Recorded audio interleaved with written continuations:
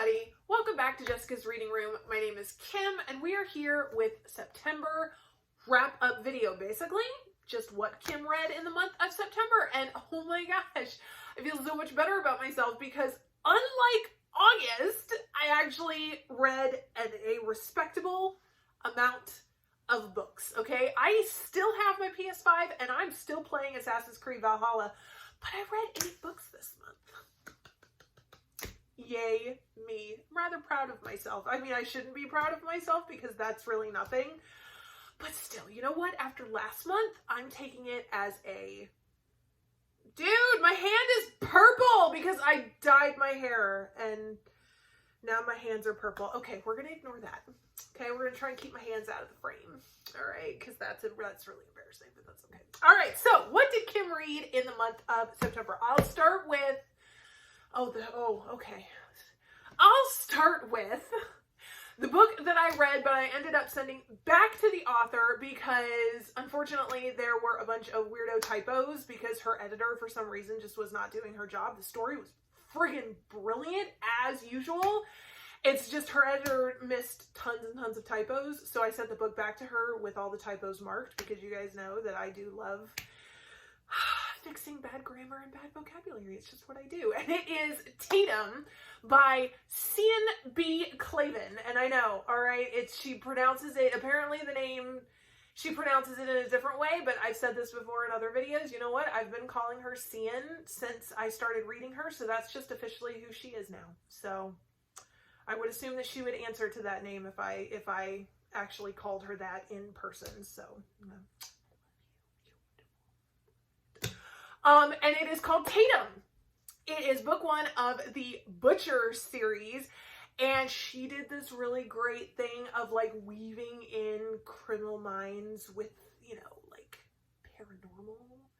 And the thing is it's the first book in the series, and she left it on a bit of a cliffhanger, so now I have to read the second book. So hopefully going to get to that very, very soon because I need to know what happens.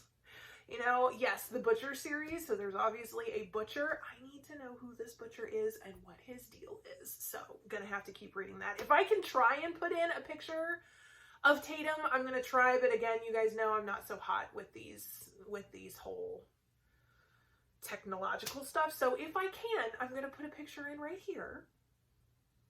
And if not, well, then I'm sorry. That was just awkward. So...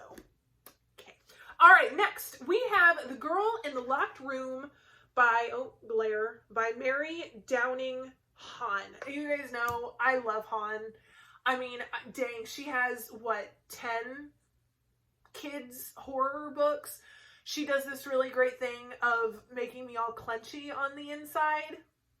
I will admit this is not my favorite of her books. I was looking for something a little more on the scary side. This one is not really so much scary, considering that it is actually labeled a ghost story. It was okay. It was all right. I mean, I'm glad I read it. It was an easy read. For kids, it's probably really great. It's just when you're somebody like me who likes to be scared while I'm reading horror, it didn't really scare me, so unfortunately. All right, speaking of scary, this one actually did scare me a bit, and the twist at the end, it was actually pretty good. It is Apartment 401 by Boris Bachchich. Okay, I don't know if I'm pronouncing that right. I have a friend in my book club. She's from Macedonia. She was trying to correct my pronunciation because apparently there's a big difference between ch and ch in Macedonia and, you know, the Eastern European area. So apparently I'm not going to fit in very well in Eastern Europe. So I'm very sorry. Okay, I'm sorry, Boris, for mispronouncing your name. This is my neighborhood book club's pick for October. And I was pretty excited about it. I mean, this cover. And I mean, you've got this old building, which I can't really tell you too much about because I don't want to give it all away, but holy crap. I mean, I didn't think I was going to be as creeped out because as I kept going, I was just like, okay, all right, well, this is a little on the subtle side. Then all of a sudden you get to the end and I was like, got a weirdo prop that keeps hitting me in the hand. I'm so sorry. I got to the end, I got to the twist, and I was like, worth it. it. So I really liked this book. I thought it was really good. Okay. All right, next. The Patient by Jasper DeWitt. A newly graduated psychiatrist goes to a insane asylum to work. And there's a patient there who has been there. He's 41 years old, but he's been in the hospital in isolation since he was 6 years old.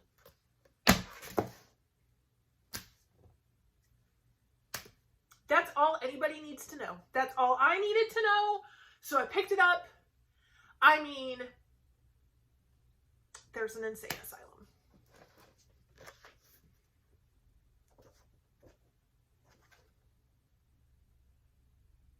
This book was awesome. That's all I'm going to say. I mean, I'm not sure why anyone would expect me to say anything else other than this book takes place in an insane asylum.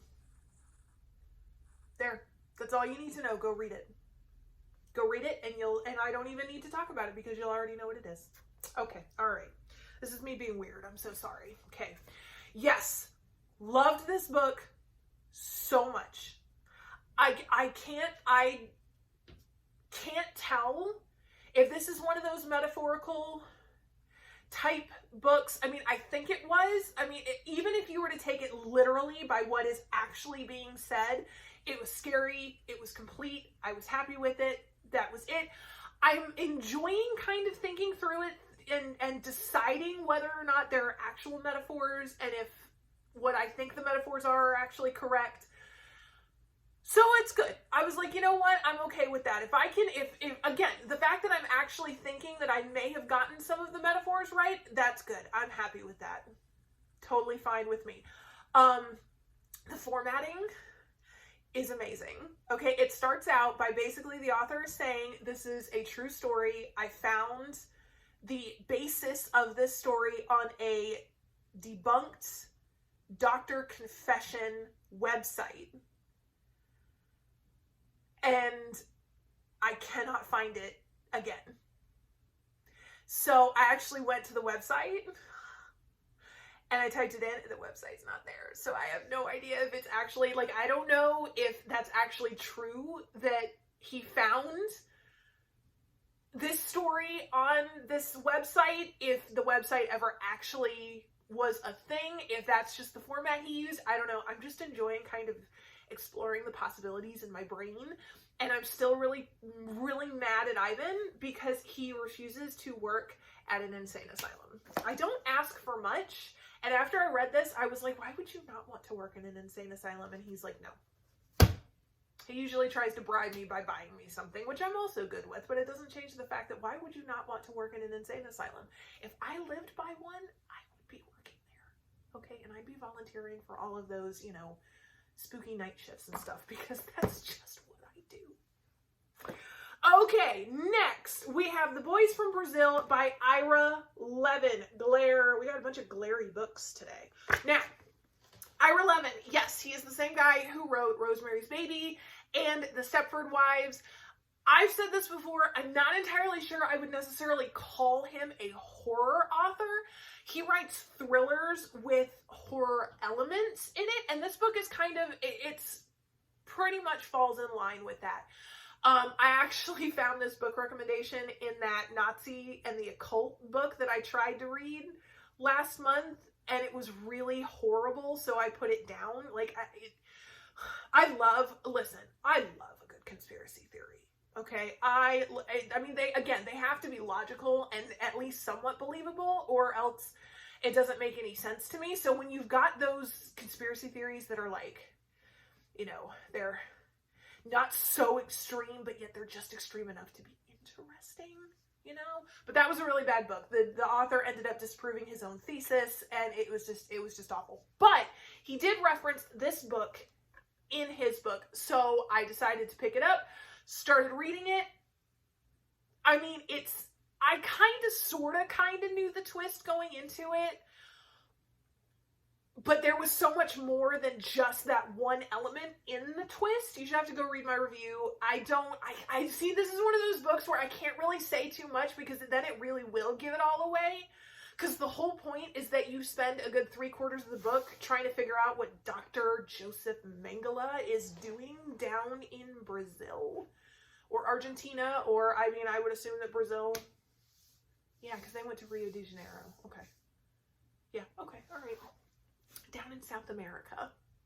And I mean, come on, it's Joseph Mengele. So you know there's going to be a lot of like weirdo medical, you know, stuff in it. But again, I can't tell you much because I don't want to ruin it. I enjoyed it. I liked it. If you like Rosemary's Baby, I would suggest you go ahead and read this one. It's fascinating. Okay. All right, next we have, oh, this cover. Really sucks that I didn't like this book more, but the cover, winner, chicken dinner, okay? Pa! The Perfect Place to Die by Bryce Moore. I saw this one on Instagram. I mean, this cover, I'm not sure, I mean, again, is anyone surprised at all? I mean, I went into this, I mean, okay, it's a murder mystery type thing. This girl, her sister goes missing in Chicago in the middle of the World's Fair. She goes from her tiny town into Chicago trying to find out who her, you know, what happened to her sister. She ends up at the same hotel that her sister worked at, trying to figure out what happened to her. To me, the answer was pretty obvious from the beginning. I don't know if that's just because I don't know. To me, it was actually really obvious. So I was just kind of waiting for the story to end because I was like, okay, are you going to confirm that I'm right? Okay. All right. Oh, good. I was right. Yay. Okay, good. Let's move on. So it was okay. It was okay. It was okay. Is it my favorite book of the year? No. Is it my least favorite book of the year? No. But this cover, I mean, this cover covers a multitude of sins. So it's definitely good. We're going to have a bunch of dark stuff in this, in series 2 of the Most Gorgeous Cover Tournament. Just saying. Just saying. I mean, all of our stuff is just legit going to be like super dark, and I'm okay with it. All right, next we have Haunted Nights, a Blumhouse Books original. It is a horror writers association anthology edited by Ellen Datlow and Lisa Morton. So this is an anthology, a bunch of different authors who are writing. I just kicked the camera. Oh my gosh, I'm so sorry. Okay, all right. Okay. Blumhouse. I mean, they make great movies. I mean, they're at the point now where they're kind of hit or miss with their movies. They used to make really great movies. Now they're just doing this weird political thing where it's not even like good political satire. It's just political leanings, and therefore it just kind of ruins it. I mean, I love satire. I love satire that makes fun of my own beliefs, okay? And so yeah. But other than that, okay, I did read The Apartment. The Apartment was also a Blumhouse production. This one I saw, I was like, you know what? Halloween is coming up. Of course I need to go ahead and read this. And this book was fantastic. Easily my favorite of the month. I already have my Halloween costume planned out based on a character from one of these short stories. In that short story, I mean, I need to write to Blumhouse and say, look, you need to go ahead and make a movie on this story because it's flippin' brilliant. There was one story that I read that I was just I was distracted through the whole thing, so it didn't really hold my attention. But considering that there are, I don't even know how many stories there are. Hold on, let me count so I can give you an accurate. 1, 2, 3, 4, 5, 6, 7, 8, 9, 10, 11, 12, 13, 14, 15, 16. Out of 16, only one wasn't that great. So you know what? I'm going to count that as a win. Loved this book. I haven't even written my review yet. We're saving it for Halloween because it's, and I'll have to take pictures and show you guys my costume too. So if you like spooky short stories, that one is totally worth it. Should watch it. Boom. Okay, and then last we have Beware the Ghostwriters by Patricia Costa Vigglucci. This one I got as an ARC from a Goodreads giveaway forever ago. I was looking for something kind of short to read because I was trying to kind of round off my number so it doesn't look like I'm a really bad book nerd. So I picked out a shorter book to read. This one was okay. It was okay. I'm not gonna lie, this is another one of those where don't go in expecting like crazy paranormal elements. It was literally just a murder mystery. Not even all that complicated of a murder mystery. It was okay. This book was okay. It was okay. That's pretty much all I can really say about it, is that it was just okay. Okay, I gotta stop doing that with my chin. Oh my gosh, that was not attractive at all. Okay, so there we go. 8 books in the month of September. Now we need to do best and worst. Actually, for this one, it's going to be pretty easy. Well, no, it's not going to be pretty easy because actually now I have to decide between Haunted Nights and The Patient for my best. Least is Beware the Ghost Riders, because again, it was just It was really just So I was like, okay. This might have to be a tie month because I really loved both of these. Okay, you know what? We're just going to make the executive decision that it's going to be a tie month. Best is a tie between The Patient by Jasper DeWitt and Haunted Nights Horror Anthology. That's because I can't really decide between these two. They were both amazing. I absolutely adored these. I would recommend these to just about anybody. They were awesome. So there you go. Tie for best. Isn't it a good month where you actually have 2 books that you can't decide which one is the best? I mean, that to me, it just proves a successful reading month. Okay, so there we go. 8 months in 8 months. Okay. 8 books in the month of September. I feel like this is how we're ending all of our videos, like within the last year, is that I screw something up and then I have to calm myself down and just think about every word that I'm saying, Okay. 8 books in the month of September. I would love to hear what you have been reading, what your best and worst books of the month are. Tell me down in the comments if you have any book recommendations. Insane asylums, mental hospitals, haunted houses, historical houses. I'm not hard to please. So if you have any book recommendations, I would love to hear them. Tell me down in the comments. And we will be back next month. It will be Halloween month. And it's going to be awesome. And tell you all about the spooky things that I'm reading. And I might even wear my costume on camera. Okay. Thank you so much for watching. I hope you all have an amazing October.